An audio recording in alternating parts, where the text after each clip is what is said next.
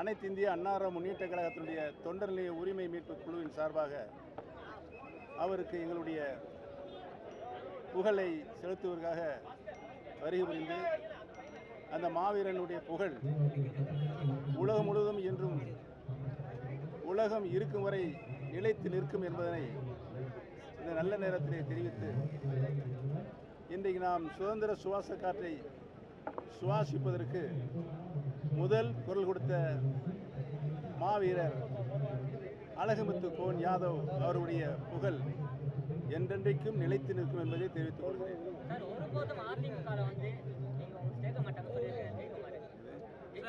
அதிமுகவினர் யாருமே கிடையாது. நீங்க மட்டும்தான் அதிமுகன்னு சொல்லிக்கிட்டு இருக்கீங்க. மற்ற எல்லாருமே எங்க கூட தான் இருக்கேன். ஜெயக்குமார் சார் முன்னாள் அமைச்சர். நல்ல மாவீரருக்கு புகழஞ்சி செலுத்திற்காக வந்திருக்கிறோம். இந்த நேரத்தில்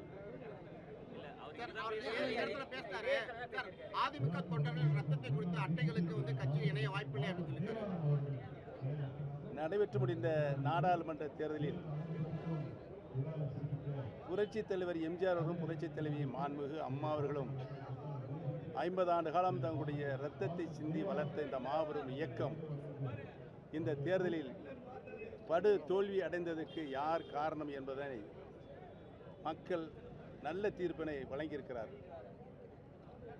அனைத்து இந்திய அண்ணா முன்னேற்ற கழகத்தினுடைய வெற்றி சின்னமான இரட்டை இலையை 7 நாடாளுமன்ற தொகுதிகளில் தன்னுடைய டெபாசிட் தொகையை இழந்திருக்கிறது.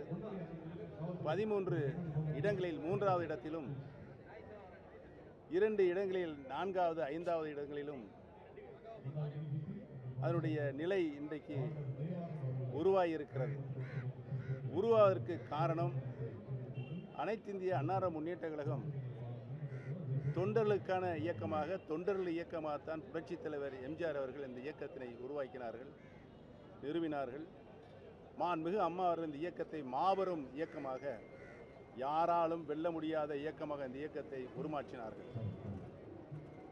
இன்றைக்கு நடைபெற்ற இந்த பொதுத் தேர்தலில் நாடாளுமன்ற பொதுத் தேர்தல் உட்பட 10 தேர்தல்களில் அனைத்து இந்திய அண்ணா முன்னேற்ற கழகம் இந்த மாபெரும் இயக்கம் வீழ்ச்சி அடைந்திருப்பதற்கு யார் காரணம் என்பது நாட்டு மக்களுக்கு நன்றாகவே தெரியும். இந்த நிலை தொடரக்கூடாது என்பதற்காகத்தான் பிரிந்து கிடக்கின்ற அனைத்து இந்திய அண்ணா முன்னேற்ற கழகத்தினுடைய சக்திகள் இணைய வேண்டும் என்று அனைத்து இந்திய அண்ணா முன்னேற்ற கழகத்தினுடைய அடிப்படை தொண்டர்கள் கூக்குரல் எழுப்பிக் கொண்டிருக்கிறார்கள். மக்களும் இதே கருத்தை வலியுறுத்தி கொண்டிருக்கிறார்கள். நாம் என்னதான் கட்சியை பலமான கட்சியாக எடுத்து சென்றாலும் பொதுமக்கள் வாக்களித்தால்தான் வெற்றி பெற முடியும் என்பதுதான் வரலாறு, தேர்தல் வரலாறு. இன்றைக்கு இருக்கின்ற நிலையில் பொதுமக்களுடைய கருத்தை, நல்ல அபிப்பிராயத்தை நாம் இழந்திருக்கிறோம். இதுதான் நிதர்சனமான உண்மை. ஜெயக்குமாருக்கெல்லாம் நான் பதில் சொல்ல தேவையில்லை. அவர் வாயிலிருந்து ஒரு நல்ல வார்த்தை கூட வராது என்பதை மட்டும் நான் தெரிவித்தேன். முன்னாள் அமைச்சர்கள் 6 முன்னாள் அமைச்சர்கள் எடப்பாடி பழனிசாமி சந்திச்சு பேசியிருக்காங்க. ஆனா எடப்பாடி பழனிசாமி அவர் ஏற்றுக்கொள்ளவில்லை. அதை பத்தி உங்களுடைய கருத்து என்ன? அதிலிருந்தே இந்த கட்சியை படுபாதாளத்தில் தோல்வி மேல் தோல்வியை ஏற்படுத்தி கொண்டிருப்பவர்கள் யார் என்பது உங்களுக்கு புரியும். இந்த தேர்தலில் இந்த படுதோல்வியில் நாம் பாடம் படிக்கவில்லை என்று சொன்னால் ஆலோசனை நடந்துகிட்டு இருக்கு. மாவட்ட ரீதியாக நிர்வாகிகளை கூப்பிட்டு வச்சு தோல்விக்கான காரணம் அடுத்த தேர்தலில் சந்திப்பதோடு ஒரு ஆலோசனை மேற்கொள்றாரு. இதை நான் முதல் தோல்வி, இந்த 10 தோல்விக்கு முதல் தோல்வி நடைபெற்றதை அப்பயே நான் சொன்னேன்.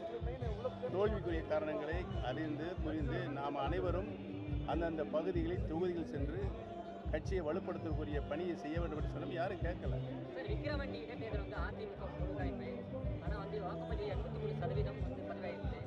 அதிமுக ஓட்டு திமுக பாமக இன்னைக்கு பேப்பரில் அதை பற்றி விளக்கமாக சொல்லியிருக்கிறாங்க.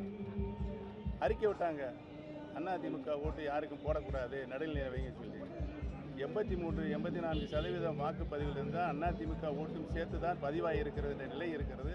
அவர்கள் யாருக்கு வாக்களித்திருக்கார் என்பது தேர்தல் முடிவு வந்தால் தெரியும்.